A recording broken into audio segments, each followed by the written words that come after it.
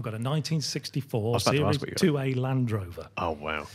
It rusts, it stinks, it's slow, it rattles your bones. I love it. My one mission in life is to own a Defender, like an original Defender at some stage. My girlfriend does not get it at all. Just to drive down to Tesco's and know that if anything, if the world ends, I'll be all right. Absolutely. Or the car will be all right anyway. Yeah, exactly. having a form of trust that's such a big investment for them can be covered with some peace of mind. Well, that's exactly what we're all about. But warranties is fundamentally the core of what we offer. Excellent. And it is still a very big purchase, isn't it? There's no getting away from it. Even with finance, you can break it down into a small monthly fee, and but it's a big purchase, isn't it? Yeah, it sure is. And as I say, very, very emotive. People get very emotional, and I'll include myself in that. Same folks. here, yep. They mean things to people. Cars are kind of extensions of our personality. So people take a lot of time and care over their purchase. Yep. Unless it's just a tool, which is a different kind of experience. But for most people, it's quite a or should be quite a pleasurable experience. Yeah. Hello and welcome back to the Armchair Show, where today I'm joined by Alan Grear. Alan, how are you doing? I'm all right, thank you. Yes, nice to be here. Good. First visit on the show as well. Yes, absolutely. What do you think to the setup? Really impressive. Yeah, I like all this kind of stuff. So it's nice to see. It's really good. Yeah, excellent. We obviously love having people on here who are experienced in the industry and just to pick their brains. And we're going to go a bit fly a bit solo, I think, on this one, if you don't mind. Firstly, obviously you're with WMS Group. What's your role there? Head of Corporate Sales, so a grand title for us trying to push forward into a more traditional kind of corporate environment, really. We want to have conversations with people, want to open up and listen to what people have got to say, which is exactly why today, and the people that I've been lucky enough to meet thus far, I've been quite quiet today, actually, but that's because I've been listening a lot, which is exactly what we want to do. So yeah, I kind of head up that team that wants to start having conversations with potential corporate partners. Excellent. And what is it you guys do for the uninitiated? Good question. Well, fundamentally, at the heart of what we do is vehicle warranties. But more broadly speaking than that, it's about providing trust and reassurance for people when they're making what is, let's face it, a very emotive purchase in the form of a vehicle, for most people anyway. Having a form of trust that's such a big investment for them can be covered with some peace of mind. Well, that's exactly what we're all about. But warranties is fundamentally the core of what we offer. Excellent. And it is still a very big purchase, isn't it? There's no getting away from it. Even with finance, you can break it down into a small monthly fee, and but it's a big purchase, isn't it? Yeah, it sure is. And as I say, very, very emotive. People get very emotional, and I'll include myself in that. Same folks. here, They mean things to people. Cars are kind of extensions of our personality. So people take a lot of time and care over their purchase. Unless it's just a tool, which is a different kind of experience. But for most people, it's quite a or should be quite a pleasurable experience. Yeah, it is for me, definitely. With that in mind, because there's so many different ways to buy a car these days, is there such a thing as a proper right way to buy a car, or is there? No, I think having listened to a lot of the earlier guests, I think we're all on a similar track here. It shouldn't be driven by the process to the customer. It's the customer that drives the process. And the fact that there are so many different ways is reflective of the fact that many customers want to buy them in many different ways. So, more power to their elbow. Absolutely. I suppose the only problem with that is that it creates a bit of a challenge for salespeople, doesn't it? And you know that yourself very well. So, one of the key things I think which is probably a little bit unnerving for traditional salespeople is that car buyers come in now with lots of ideas, which they've always had, but this time they come informed because they've got so much research material, whether it be on YouTube or scouring websites, if it's review sites, etc. Is that something that, do you think the industry is coping well with that? I think there's some good examples where they're coping well, but there's equally some quite poor ones out there. I think if the mindset of the salesperson starts with the product, you're probably not starting from the right starting point. Okay, what is the right starting point? I think from the experience of the customer, you've got to ask the questions first before you can match the need with hopefully the product that you might have on your forecourt. But I think if you start from the viewpoint that I've got to sell the product, no matter who's coming in and what the circumstances are, etc., which may well have been quite a traditional mechanism, then I think that's going to be a tough gig for a lot of people out there. Definitely. And we can't really get through this episode without talking about COVID, obviously. How has that changed the sales process? Well, clearly there is a more distanced and remote set of interactions. So a lot of people have talked about the online experience. Even within physical dealerships, there's still distance between people, and that does make a difference when if you're a purchaser. It can be quite daunting, as we said, a big expense for you. You do want to be able to trust the person that you're with, and we rely a lot on eye contact and all that sort of stuff. So I think the industry just needs to think about how do we convey trust across to somebody. And if you've got that, and certain brands do that very well, certain establishments with their culture do that very well, if they think about that as the starting point, I think as soon as you form a bond and genuine trust, then you're not so much selling to somebody as providing that which they have come in to purchase in the first place. Absolutely. And can you form that same bond remotely over Skype compared to in person? I think the short answer is yes, but I think it takes a lot more thought. And what we've traditionally done sort of by ingrained learning, we have to kind of think a little bit more beforehand. That can make it feel a little bit starchy and a little bit false to begin with, but I think nobody out there wants you to fail. No. So if they're talking to you about, I'm in the market for a car, I want to purchase a new car, then I think given the circumstances, most people will work with you. They'll probably sympathise with the person on the other end of that process anyway. So I think as long as you keep that warm, as long as you keep that human interaction, whether that be remotely through web-enabled services or indeed in person, then I think you've got it cracked. Yeah. What do you think modern car buyers don't like about the buying journey at the moment? They don't like being sold to. I don't think we've kind of got to a point, whether it's cars or any other things actually, if people are aware they're being sold to, they're going to make assumptions that they're getting ripped off or that somebody's scoring some kind of a victory over you. And nobody likes that. So I think, going back to what I was saying earlier, I think if you recognise that as a purchaser of other things myself, I don't like that. Yeah. So why would I expect a purchaser of a car or of the products and services that we supply to be any different? And I ought not to. So, I think if you can kind of build that trust, make sure that people believe that you're credible, then I think that's the way to success. That's the way to do it. And what do you think about the whole idea of buying a car from start to finish online? I've said this to several guests. I personally, I just don't get it at all. I'd much rather go and see it and drive it and sit in it and like we say, smell it and all the rest of it. But is it? There's no, like you said, there's no wrong way to buy a car. No. And from what we hear, I think there's fewer people doing that, A to Z buying online thing. But what's your opinion on that? I've been surprised at how many are doing it, because I think much like you, there's an ingrained tradition that says you just can't do it that way. The fact that you actually can has come as a little bit of a surprise. But again, the more I think about that, and in particular from the WMS Group perspective, being kind of fundamentally built on a foundation of trust, that's exactly what's required in an online journey. If you're engaging with a trusted provider, with a website to begin with, if the vehicle and the brand you have trust in, if that's wrapped in with warranties and good reputation of the other partners required to give you a full package online, then actually I can see that would work. I can see that would work. There's definitely a market there, isn't there? There's an audience, and maybe that audience will grow.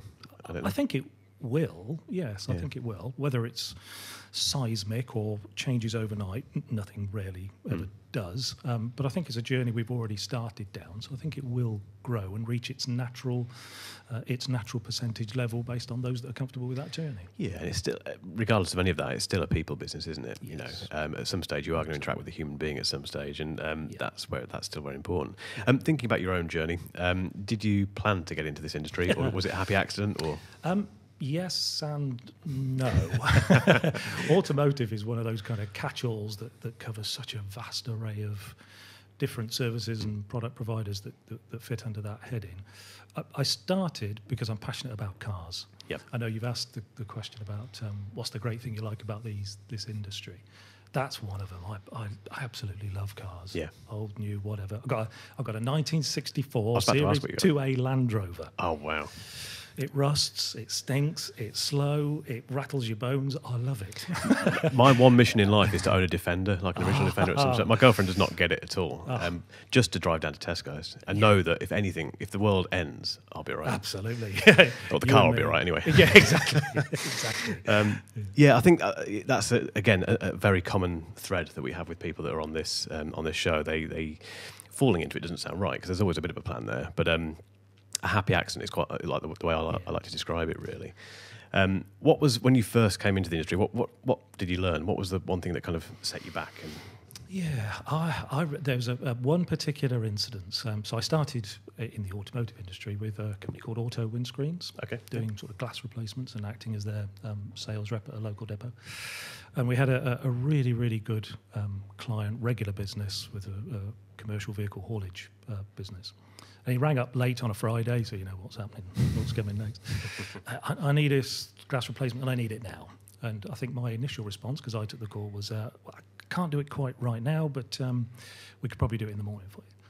And cool as a cucumber, this guy said, well, in that case, if you could just close my account. And why? You know, you've been with us for years and years and years. He says, I don't pay you to do the easy stuff. Anybody can do the easy stuff.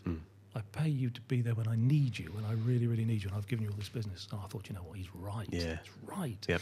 So that, not taking it for granted and not making the customer experience fit your business model, but react and build something that fits the need.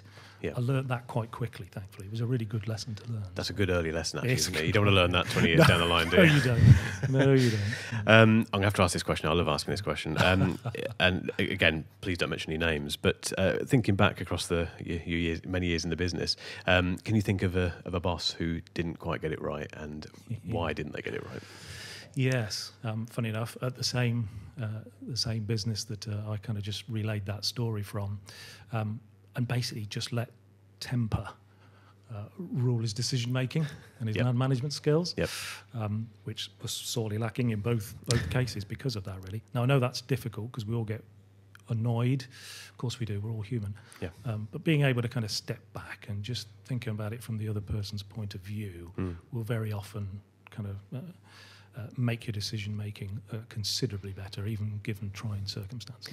Yeah, it's good job we come in touch with those people, really, because we wouldn't learn. I suppose we'd only learn that through making mistakes ourselves. But if someone else is making that mistake every day and they're your boss, then you tend to learn from that, don't you? You sure do. If someone's watching this or listening to it and thinking, I'm experiencing that now with my boss, what would your advice to them be? I think it's a really difficult one to answer. I can only go from my own experience, of course, and my own viewpoint, which is really the only person you're really responsible for is yourself. So that whole kind of cliche about leading by example, I think that's the very best way to do it. Because by doing so, you'll show somebody else that you can get some very, very good results without the decision-making process that others have used to that point. That might be easier said than done. I guess it would be. But that would be my advice, really kind of lead by example. That's great advice, solid advice. And thinking about younger people who are looking to come into the industry, do you think it's attractive to them? What a really good question. I hope it is. I think historically it's been centred on quite a technical, manual, not necessarily overly educated role for people to come into, or an industry to come into. That changed, I think, probably too much the other way. And we may well have closed off or devalued what is really great skills that aren't necessarily backed up by degrees or further education, higher education. And I think we should be rewarding people who can bring value to business, regardless of their either experience or educational background. Yeah, and what are those skills, do you think, that are required? Well, it's going to be different for different roles. Of course, and the industry is so large that I think it could take all sorts of different skill sets. But I've been quite encouraged with some of the other guests here today when they've talked about bringing in people from completely outside of the industry that they're particularly in, or the specific area of their industry, because that's good viewpoint. You get a different set of analysis and a way of thinking that's really, really healthy for a business. So I think that's very, very positive. Absolutely. What are you most excited about in the next 10 years? Well, we're at the start of this particular journey, really. So I'm genuinely full of enthusiasm for what I think the art of the possible might be. To to the extent that I'd be prepared to say, I think we can change our particular niche area of the automotive industry for the better. Can you give me an example of that? What can you do? If I say professionalise it, that might sound too egotistical, but I think we can bring a broad skill set, and I think we can build value into a vehicle warranty over and above what I think traditionally has been viewed as quite a transactional thing. Yep. You buy it, that's the end of that one. How much can I buy it for? Yeah. And we want to transform that from that into something much more about what value does it bring, and how does that give me peace of mind if something unfortunately does go wrong with a vehicle I've just spent all that hard. Absolutely, yeah. And it's not that doesn't build loyalty, does it at all? If it's that transactional, absolutely, it's like buying a packet of crisps, isn't it? You don't care any further than that. Yeah, quite right. And as an industry tends to get quite procurement led, where we're trying to change that dynamic and broaden it out into what value could we bring. Then we can talk about price. Price is always going to be in there, of course it is, has to be. Yep. But I think we can bring something over and above that helps businesses in ways that they might not have thought of up to present, hence us really wanting to start conversations. Yeah, and that comes back to the podcast and the show, really. The reason we started this was to help people learn, prosper and grow. That's been the little motto we've come up with, and we think it kind of suits it very nicely. What's your experience been today? I've loved it. Excellent. I've absolutely loved it, yeah. The chance to kind of, as I say, I've done a lot of listening, and to just get a sense of what's going out there in whether it's dealership space, marketing space, online space. All these things kind of come together at certain points. Where do we fit in that? Are we experiencing the same? Pretty much, yes. But to really kind of understand how other people can help us and help me grow and learn, that's fantastic, and what I hoped would be achieved from an event like this. Excellent. And what would you say to people who perhaps want to come on the show but they're a little bit nervous? Because it's not the sort, you don't get up each day and think you're going to be on a podcast and like you say, standing in front of lights and cameras and things. I didn't this No, morning. it can be a little bit unnerving, I think, but I think we always find that people settle down when on the mic. Over the lockdown period, we did quite a few of these shows via Zoom, and they work fantastically, but it's never quite the same as doing it in person. But what would you say to someone who's a little bit nervous about coming on the Armchair show? I would say to them that being nervous is perfectly normal. It'll keep you on your toes. That the environment and the people and the culture that you have here will do everything possible to make people feel completely relaxed, which you have done. So well done to you all. And I think if you have something that you think you would like to say and that you can bring some value, don't think that there aren't other people out there who are really hungry to hear what you've got to say, because there are lots and lots that are, and it would be a shame for the voice not to be heard for a little bit of trepidation. Absolutely. I think that's fantastic advice. You're right. Alan, it's been great, and I think it's really, again, a very positive conversation we've had. Someone who works in sales, obviously we hear a lot of things at the moment about sales being very tough, which they are, there's no getting away from that. But just as a very last thing, are you excited about the future, or are you trepidatious about it? How do you feel in general?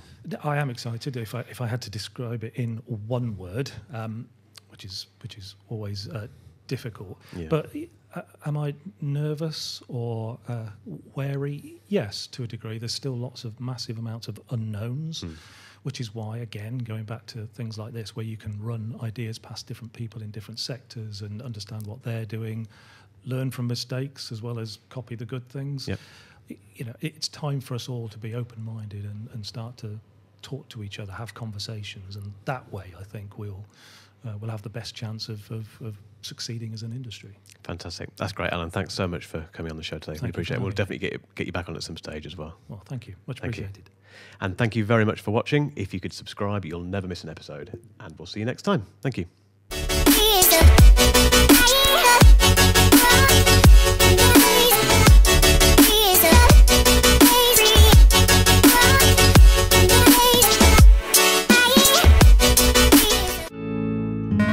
Armchair Marketing.